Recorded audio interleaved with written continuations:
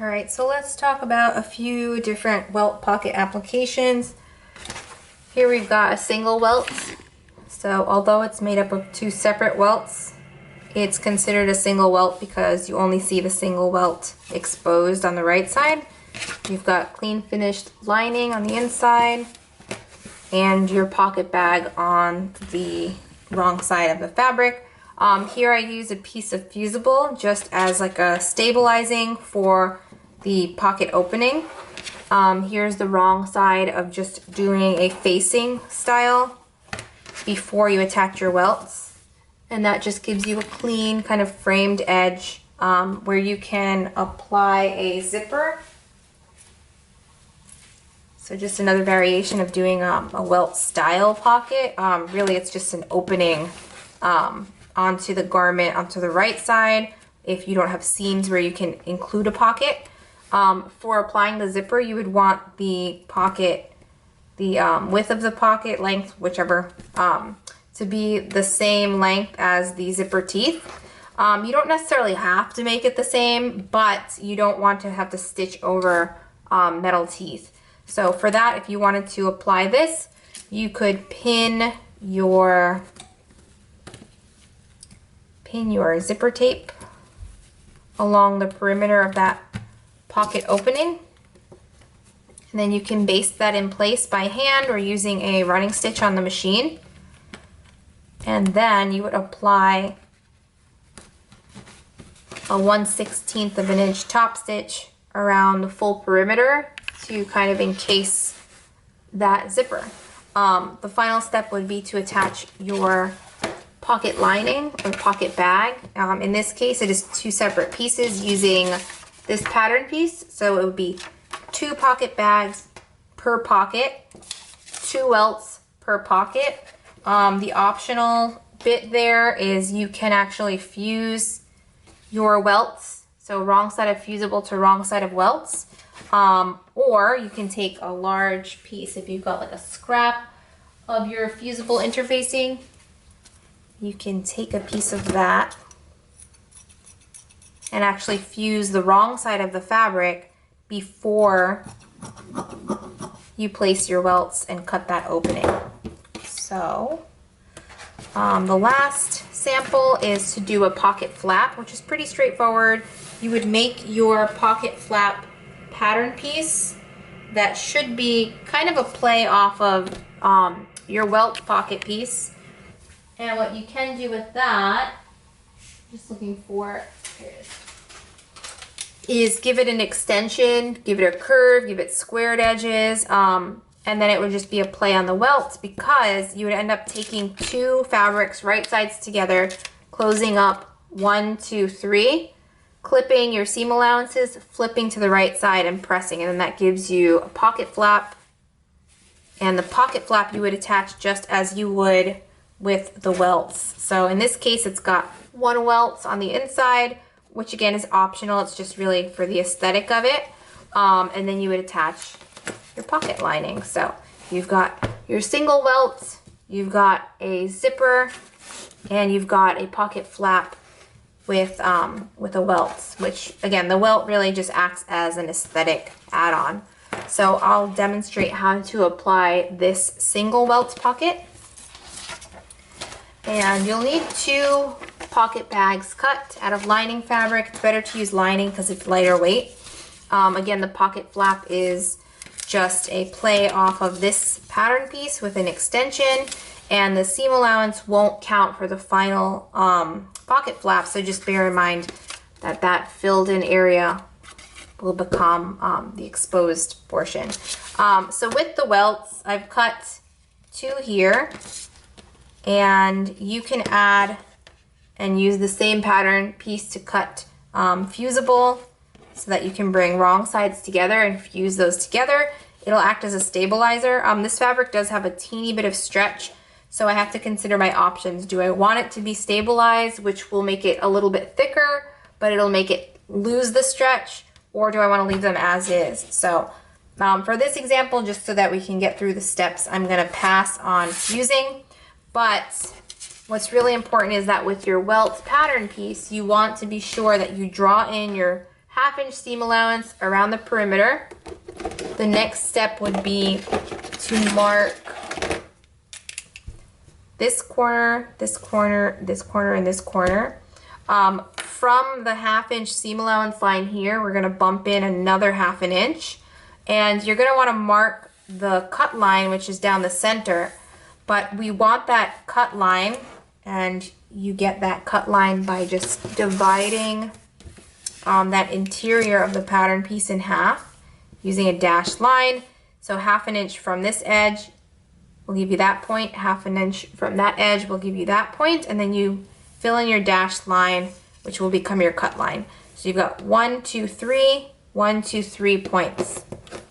So I've used an awl to pierce through this pattern piece.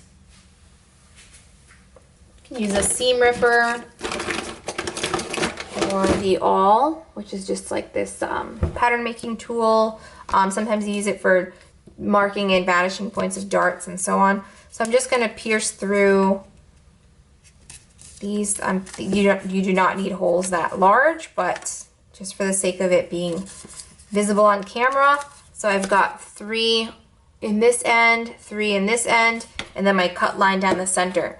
So taking the right side of your fabric so that you can mark the placement that you want that pocket to be. You can place that right over top of your garment. You can even pin it in place if you like. Just bear in mind that if you pin in the seam allowance, that's actually going to be the right side of your fabric. So just double check it doesn't leave any permanent marks or pulls. I'm gonna mark 1, 2, 3, 1, 2, and 3, because these corners are gonna represent what's gonna become the pocket opening. So essentially this pattern, this type of pocket is used just as like a tailoring detail when you don't have a seam that you can open and add a pocket to. So it allows for you to add a pocket to the right side of your fabric in practically any place. This is a horizontal welt pocket, so it's a little different. Sometimes you'll see like vertical, which is just adjusting the pocket lining really. So what I'm gonna do is I'm gonna outline, and in your case, you may want to just mark your cut line. This is a water-soluble pen. What you can do is use chalk, or you can thread trace if you want something less permanent. I'm also gonna mark these triangle shapes because I'm gonna mark them all the way to those dotted marks. Because when we attach the welt, we wanna cut to those corners to release the fabric so you can turn it into the garment. So this same pocket I've cut the welts in, and I'm gonna press these welts to be wrong sides together. Just fold them in half, press along the lengthwise of that. So nothing fancy. If you stabilize the welts, they'll have a little bit more, you'll have a little bit more control.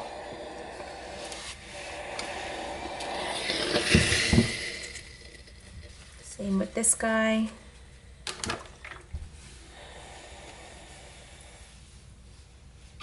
And all the pattern pieces kind of play into each other. The pocket opening, the welts themselves. If you're doing a welt facing before attaching the pockets, if you're using a facing before attaching the welts, you can actually just cut out the same pattern piece.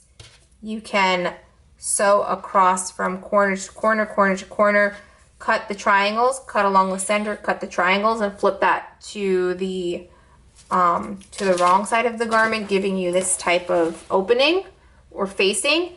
And then you can attach your welts to the wrong side, joining them to the actual seam allowance of that facing that you've turned back. So that's another option. My recommendation is, if you're not using that type of, you know, like facing and then turning it to the inside, would be Now that you've got your markings in place, if you can't see them to the wrong side of the fabric, then you can just place some pins straight through those 4 marks. It's a little less permanent than chalk or whatever else, whatever other marking tool you're using. I've just got my remnant piece of fusible. I'm going to put wrong side to wrong side. Be sure to cover those 4 corners. And I will remove these pins. And I'm just going to fuse that. It's better to use a pressing cloth. I don't have the patience for it right now, so I'm just going to press this fusible. Give that a second to cool off.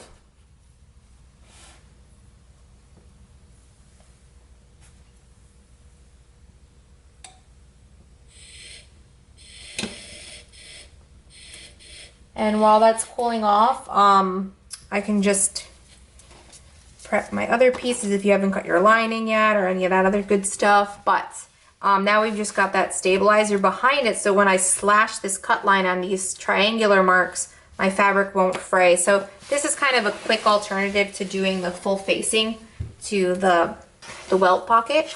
So now what we're gonna do is, I like to put in 2 rows of, I'm gonna put in a row of a running stitch, and that's just going to be 3/8 of an inch from this raw edge. So that will be the largest stitch length on my machine. Again, it'll be 3/8 of an inch from the raw edge of the fabric there. So I'll just do this off camera quickly. I am using a contrasting thread. I'm not back tacking. And what this running stitch is going to give me is kind of like just a guideline for the stitching that I'm going to repeat in just another minute.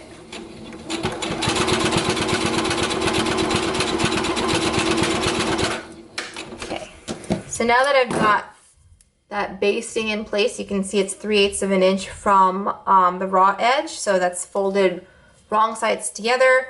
What I'm gonna do is, I can place pins along these dotted marks here to represent the end, or where I'm gonna stop my stitch lines. If you're nervous about that, don't hesitate. You can always just take your ruler and you can kind of turn back these edges to check that from these shorter raw edges, 1/2 inch in from either side, is where your stitch line should start. So 1/2 inch from this end and 1/2 inch, perfect. Okay, so you can, again, you can go in and you can baste this in place. I'm aligning the raw edge with the cut line there. And I'm gonna pin, can pin just in the seam allowance here if you're nervous about your fabric becoming damaged at all. Oops.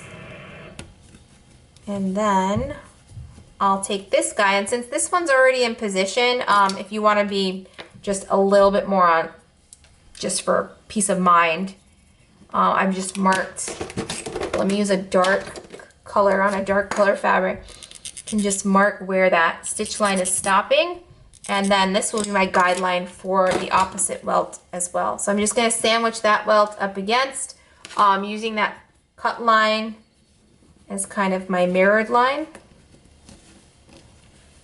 And I can take these pins out. And what's pretty straightforward now is I'm actually going to just sew right over top of my basting. And you'll probably notice that the width of your folded edge to your first basting, the width between your basting and the width of basting to this edge are all, it's all in thirds. And it's really important to bear that in mind, because you don't want your welts to end up shorter than the actual opening here. So if you have to shift a little in or out, just be sure 1/3, 1/3, 1/3, and then these welts are going to kind of sandwich over one another, giving you this really nice clean single welt that just has like that peekaboo of almost like self welt facing on the inside. And then we'll have a clean finished pocket lining. So I'm just gonna grab my machine and I'm gonna run right over top of those basting stitches. I am using a zipper foot. I just feel it helps me be a little bit more accurate with these like smaller areas to sew. And remember, we've got that kind of 1/2 inch mark in chalk. That's where we're starting and stopping with our stitches. I'm going back to a regular stitch length and just sewing over top of my basting.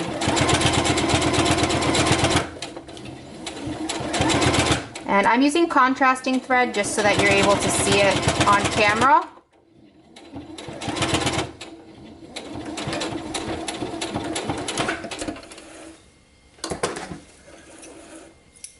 So that's one row, not perfect, but it's there. So I'm just happy that it's in place. If my basting is still showing on the right side of my garment, I can always remove that. You can just use a seam ripper or your thread nippers, the small scissors, and just remove the basting.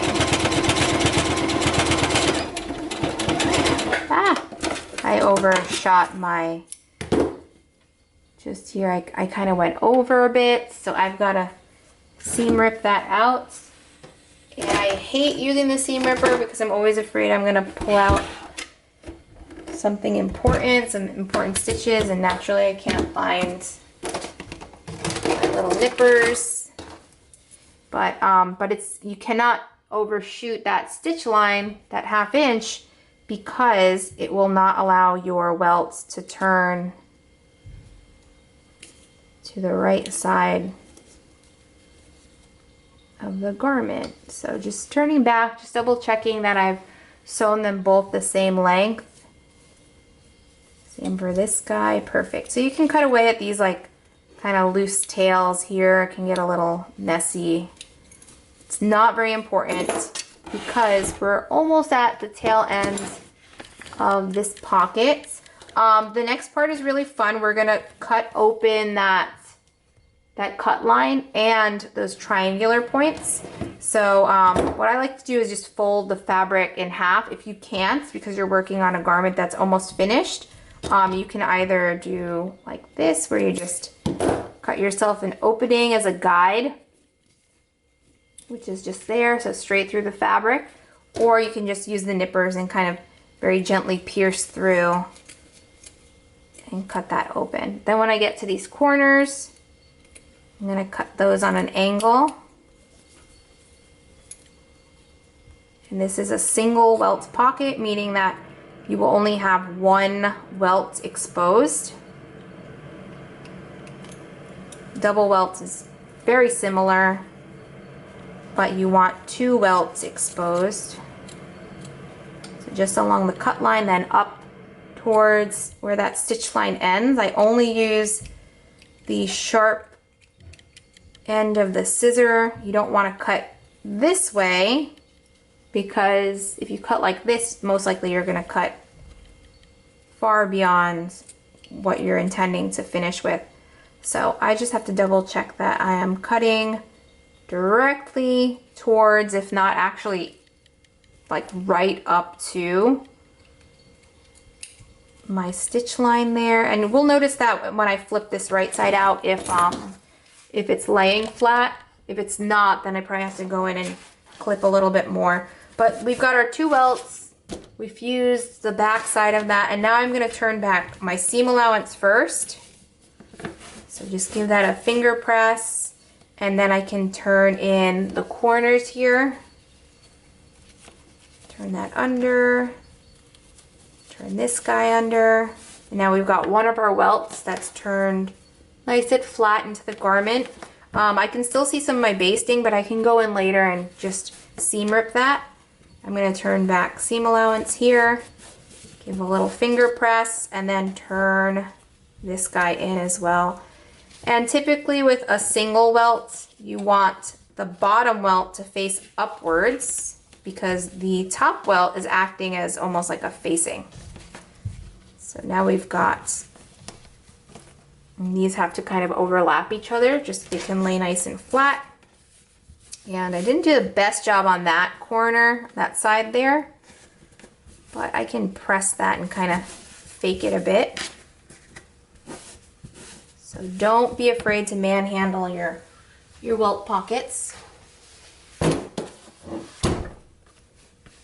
So I'm just gonna press this. Again, this is just a sample, but when you're working on your final piece, you'll definitely want to use a pressing cloth, whatever you want to call it. So scrap muslin or scrap cotton fabric. So yeah, so the welts are in. So we've got 2 welts there. You can still see through the wrong side of the garment. And again, not the prettiest, but it is there, it's in place. So now I'm gonna take my pocket lining, and I've got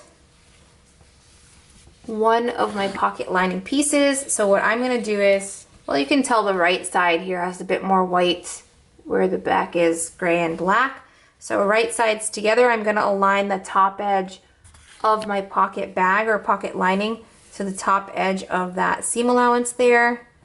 And you can use pins, wonder clips, whatever works for you. We only want to pin the pocket lining to the seam allowance of that welt. And we're gonna repeat the same for the welt underneath.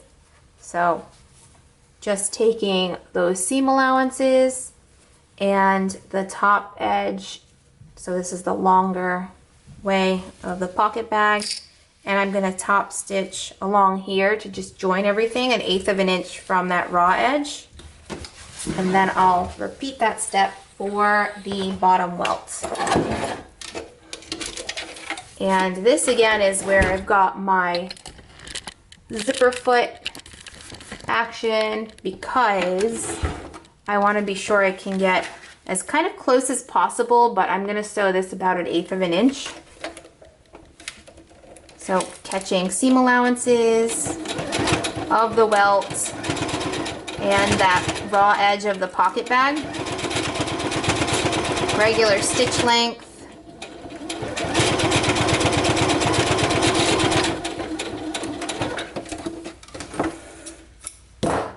Another step that we have to do, we can totally do it now, we can do it later, it makes no difference. But you've got this little triangular shape in here, and that needs to be joined just to your welts. So we want to just run a top stitch in that ditch right there. I keep saying top stitch. We're just going to run a stitch in that little area. And again, just using the zipper foot so I can get as close as possible. And I'll repeat this to the other side. So just placed in that little stitch there.